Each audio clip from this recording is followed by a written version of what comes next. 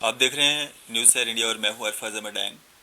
آج کی خاص ملاقات میں ہمارے ساتھ موجود ہیں عبدالرحمن شیخ صاحب، جو کہ پورو ممبر آف پارلیمنٹ رہ چکے ہیں، جموں کشمیر اسمبلی میں 2 بار چنے گئے ہیں اور قداور نیتا ہیں، کافی عرصے سے جموں کشمیر کو جانتے ہیں، نبض پہچانتے ہیں، اور جس طرح کے قانون جو ہیں جموں کشمیر پہ لائے جا رہے ہیں یا تھوپے جا رہے ہیں، تو اسی سب پہ ہم بات چیت کریں گے شیخ صاحب کے ساتھ۔ شیخ صاحب، سواگت ہے آپ کا نیوز سیر انڈیا میں۔ پہلی بات تو یہ ہے کہ سال گزشتہ کے 5 اگست کو جس طریقے سے 370 آرٹیکل کو انڈین کانسٹیٹیوشن سے اس کو ایمنڈ کر دیا گیا اور 35A کو بھی ایمنڈ کر دیا گیا، تو یہ ابھی تک لوگوں کے ذہن میں نہیں آیا ہے حقیقت کیا ہے، لیکن یہ سیلف گول ہے، یہ انڈیا کے خلاف ہی ہو گیا ہے۔ اور اگر کوئی بیدار مغز قوم ہوتی تو وہ نریندر مودی اور امت شاہ سے استعفیٰ طلب کرتی کہ تم نے یہ سیلف گول کیوں کیا، انڈیا کے کاز کو کیوں نقصان کیا۔ دیکھیے، جو 47 میں 26 اکتوبر کو مہاراجہ ہری سنگھ نے انسٹرومنٹیفکیشن پر دستخط کیے، جی لیکن ساتھ ہی اس نے لیٹر لکھ دیا کہ یہ صرف 3 ڈپارٹمنٹس کے لیے ہوگا، defence, foreign affairs and communication, باقی معاملوں میں اسٹیٹ انڈیپینڈنٹ رہے گی۔ جی اور اسی لیٹر میں یہ بھی لکھا کہ آپ کانسٹیٹیوشن آف انڈیا بن رہا ہے، 47-48 بن ہی رہا تھا، 50 میں لاگو کیا 26 جنوری کو۔ جی اگر اس میں آپ نے country to this my decision کوئی فیصلہ لیا تو میں اس کا پابند نہیں ہوں۔ جی یہ ایک ایگریمنٹ تھا، کیونکہ 14 اگست تک لاسٹ جو پرنسلی اسٹیٹس تھیں تو انہوں نے ہندوستان یا پاکستان یونین میں سے کسی کے ساتھ الحاق کرنے کا اختیار دیا تھا انڈین انڈیپینڈنس ایکٹ کے تحت، جی تو 1946۔ تو اس صورت میں 14 اگست کو تو مہاراجہ نے نہیں کیا، 12 اگست کو اس نے پاکستان کے مسٹر جناح کو، گورنر جنرل کو، اور انڈیا کے گورنر جنرل ماؤنٹ بیٹن کو لکھ دیا کہ اسٹینڈ اسٹل معاہدہ، میں دونوں کے ساتھ برابر کے تعلقات رکھوں گا، میں ابھی کوئی فیصلہ نہیں کر پایا ہوں۔ جی تو گویا 14 اگست سے لے کر 1947 سے لے کر اور 26 اکتوبر تک یہ ریاست انڈیپینڈنٹ تھی۔ جی تو وہ جو بعد میں 26 اگست کو یہ دستخط کیے گئے، تو ایسی حالت میں مجھے لگتا ہے کہ تو یہ انڈیپینڈنٹ اسٹیٹ تھی، اور یہ ایک طرح سے 2 انڈیپینڈنٹ اسٹیٹس کے درمیان ایگریمنٹ تھا کہ 3 ڈپارٹمنٹس کا ہی ہوگا، باقی چیزیں، اور اگر آپ کے کانسٹیٹیوشن میں آپ کنٹری ٹو دس کوئی کچھ آئٹم شامل کریں گے تو میں اس کی پابند نہیں ہوں گا۔ جی تو چونکہ مہاراجہ مجبور تھا کہ کل 9,000 فوج تھی اس کے پاس، جس میں سے بہت سی ماری جا چکی تھی اور باقی جو تھی وہ بکھر گئی تھی، تو اس نے جب انڈیا سے مدد مانگی، راستہ کوئی نہیں تھا، جو راستے تھے جموں کشمیر کے وہ ایک وایا سیال کوٹ، لاہور، ہم دلی بھی اسی راستے سے جاتے تھے، جی اور ایک تھا سری نگر، مظفر آباد اور راول پنڈی اور اس طرف۔ تو یہ جموں پٹھان کوٹ بھی راستہ نہیں تھا۔ نہیں، اور اس تقسیم کے وقت جو کمیشن بنا تھا ڈویژن کے لیے، تو اس میں انہوں نے گرداسپور کو پاکستان کو دیا تھا، کیونکہ اس میں تعداد آبادی لوگوں کی اور منقولہ اور غیر منقولہ جائیداد جو ہے وہ یہ کرائیٹیریا تھا۔ جی تو لاہور پر جھگڑا تھا کہ لاہور میں مسلمانوں کی تعداد زیادہ تھی لیکن ہندوؤں کی تعداد زیادہ تھی، جی اس لیے لاہور کو کوئی چھوڑنا نہیں چاہتا تھا۔ لاہور کی حیثیت دلی کی جیسی تھی جیسے آج ہے، جی یہ مشترکہ پنجاب کا تھا ہی، ہماچل، جموں کشمیر وغیرہ کا بھی زیادہ لاہور سے زیادہ رابطہ تھا۔ تو ایسی حالت میں لاہور کو کوئی نہیں چھوڑنا چاہتا تھا، لیکن جسٹس مہر چند مہاجن جو اس کمیشن کے ممبر کانگریس کی طرف سے نامزد ہوئے تھے، جو بعد میں یہاں پرائم منسٹر بھی تھوڑی دیر کے لیے، کچھ مہینوں کے لیے رہے، انہوں نے کانگریسیوں کو سمجھایا کہ لاہور چھوڑ دو اور یہ گرداسپور لے لو، کیونکہ گرداسپور نہیں ہوگا تو آپ کے ہماچل کیسے ملے گا اور یہ جموں کشمیر کیسے ملے گا باقی بھارت کے ساتھ. سو کانگریسی دستبردار ہوئے لاہور سے، اور گرداسپور میں پاکستان کے ڈپٹی کمشنر نے چارج لیا تھا، اس نے جھنڈا چڑھایا تھا، اس کے بعد وہ واپس چلا گیا، اور ایک تحصیل شکر گڑھ جو راوی پار تھی وہ پاکستان میں رہی سیالکوٹ میں، اور باقی جو ہے گرداسپور، دینہ نگر، دھاریوال اور یہ جو ہے یہ باقی انڈیا کے ساتھ ملا، جس میں پٹھان کوٹ بھی شامل تھا. تو راستہ ہی کوئی نہیں تھا. یہاں سے کٹھوعہ تک دوسرے دن گاڑی پہنچتی تھی، یہ 80 کلومیٹر یا جو 100 کلومیٹر تھا، اور کئی لوگ پیدل آتے تھے کٹھوعہ سے جموں. سڑک بھی بڑی خراب تھی. تو ایسی حالت میں مہاراجہ الحاق کرے بھی انڈیا کے ساتھ تو کیسے کرے؟ یہ سڑک تو بعد میں بنی، اسی ہنگامے کے دوران ہی، جموں پٹھان کوٹ روڈ. ایسی حالت میں مہاراجہ ہری سنگھ نے اسٹینڈ اسٹل معاہدہ کیا، اور جو ایکسیشن بھی کیا اس ایکسیشن میں یہ کنڈیشنز رکھیں. اور اب جب انہوں نے اس کو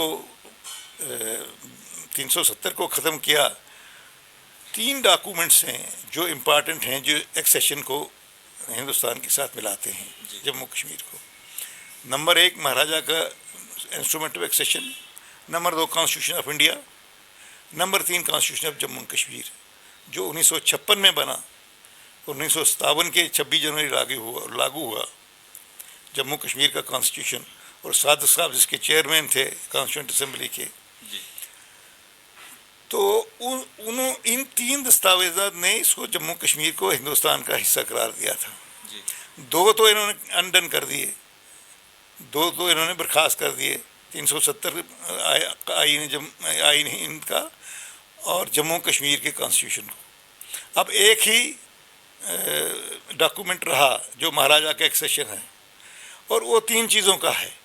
اور اس میں یہ بھی لکھا ہے کہ اگر آپ کانسٹیٹیوشن میں اور کچھ جوڑیں گے بھی تو میں اس کی پابند نہیں ہوں گا. تو ایسی حالت میں یہ سیلف گول کیا ہے.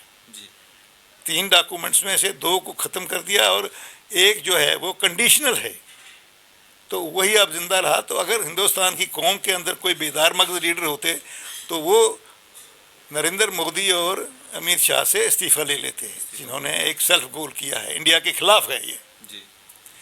لیکن اس کے باوجود خوشیاں منائی جا رہی ہیں. یہ کچھ تو میڈیا کا رول ہے اس میں، کیونکہ میڈیا گمراہ کرتا ہے لوگوں کو. آج انڈیا کا میڈیا جو ہے وہ رولنگ پارٹی کا ایک چمچہ بن ہوا ہے، اور اس لحاظ سے پورے میڈیا میں اگر کہیں گنتی کا ایک آدھ کوئی بچا ہے، باقی سب کے سب جو ہیں وہ مودی کے چیلے ہیں.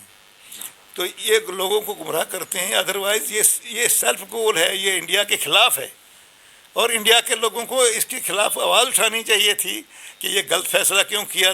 3 ڈاکومنٹس تھے جسے ہندوستان کا حصہ تھا جموں کشمیر، 2 تم نے نل اینڈ وائڈ قرار دیے، اور ایک ہی باقی بچا، اور وہ بھی کنڈیشنل ہے. تو یہ آپ نے سیلف گول کیا ہے.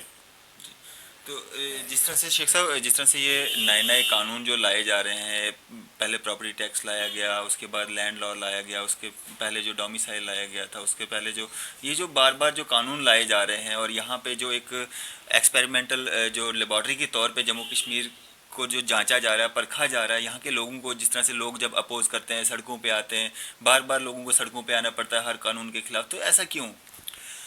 اس کے بارے میں مجھے انڈین جوڈیشری سے بھی شکایت ہے، جبکہ وہ چھوٹے چھوٹے معاملوں میں سو موٹو ایکشن لیتے ہیں. لیکن یہاں کی آلریڈی رٹ جو ہے وہ سپریم کورٹ میں بالکل کئی ساری پٹیشنیں چلی ہوئی ہیں، یہ سپریم کورٹ کے زیر غور ہے. اس کو اسٹے آرڈر دینا چاہیے تھا، اس کو انٹروین کرنا چاہیے تھا، لیکن وہ خاموش تماشائی بیٹھا ہے، تاریخیں دیتا پھرتا ہے اور آگے لٹکاتا ہے. ایسی حالت میں جو پارٹیز ہیں جو سپریم کورٹ میں گئی ہیں، ان کو ایجیٹیٹ کرنا چاہیے تھا کہ یہ اسٹے آرڈر ہونا چاہیے باقی کارروائیوں کو. تو یہ سریحن سپریم کورٹ کی توہین ہے کہ سپریم کورٹ میں ایک چیز زیر غور ہے اور یہ لگاتار اس پر عمل کیے جا رہے ہیں.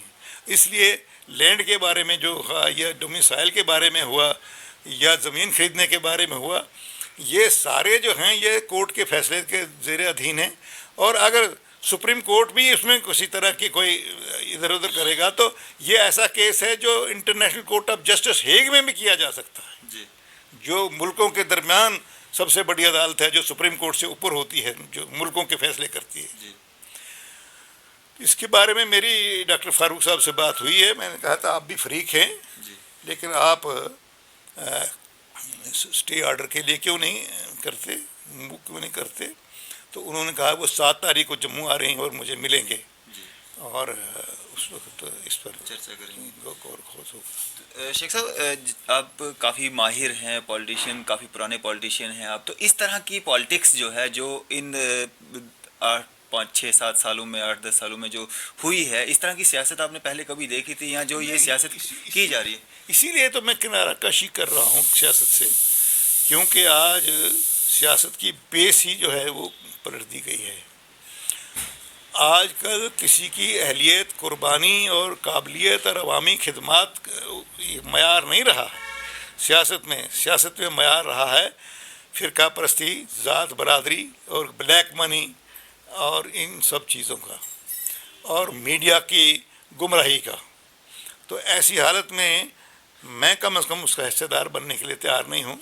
میں نے ہمیشہ اصول کی سیاست کی ہے، اور اسی لیے میں ایکٹیو پالیٹکس سے ریٹائر ہو رہا ہوں، کہ میں نہیں سمجھتا کہ آج یہ پالیٹکس نہیں ہے۔ ہندی میں 2 لفظ ہیں، ایک ہے راجنیتی، جی پالیٹکس کو راجنیتی کہتے ہیں، جی اور ایک ہے کوٹنیتی۔ بالکل کوٹنیتی ہوتی ہے یہ جاسوسی اور فراڈ اور سازشیں کرنا، یہ اس کوٹنیتی میں آتا ہے۔ جی تو آج سیاست رہی نہیں، راجنیتی رہی نہیں، یہ کوٹنیتی ہے، اور میں اس کوٹنیتی میں سیاست کرنا نہیں چاہتا۔ سر عام جنتا جو ہے اس کے لیے کیا میسج رہے گا آپ کا؟ عام جنتا کو کیا کرنا چاہیے؟ عوام کو چاہیے کہ وہ بیدار ہوں، خواب غفلت سے بیدار ہوں، اور عوامی طور پر منظم ہو کر ان سب چیرہ دستیوں کا ان کا مقابلہ کریں۔ اور مجھے لگتا ہے کہ قانون بھی ان کے حق میں ہے، اور اخلاقی طور پر اور سیاسی طور پر، انٹرنیشنل طور پر بھی اس کو کافی سپورٹ ملے گا۔ سر جس طرح سے باقی پارٹیز مطلب 370 اور 35(1) کو حمایت کرتی ہیں کہ وہ واپس آنا چاہیے، تو آپ کی طرف سے مطلب کیا رہے گا کہ آنا چاہیے؟ بالکل یہ 4-5 اگست 2019 کو جو فیصلے ہوئے ہیں یہ ایک دم سے منسوخ کیے جانے چاہیے۔ یہ نہ صرف انڈیا کے اپنے خلاف ہیں، بلکہ ہندوستان کی عوام کے ساتھ معافی مانگنی چاہیے اس کو، نریندر مودی کو اور یونین ہوم منسٹر کو، اور ہندوستان کی قوم کو جاگنا چاہیے کہ تم نے یہ سیلف گول کیوں کیا، تم نے ہندوستان کا بیڑا کیوں غرق کیا، اور جموں کشمیر کے لوگوں کو جو اس سے متاثر ہوئے ہیں ان کو تو اس کے خلاف پوری طرح منظم ہو کر تحریک چلانی چاہیے، اور ان کو نیشنل اور انٹرنیشنل لیول پر سپورٹ ملے گی۔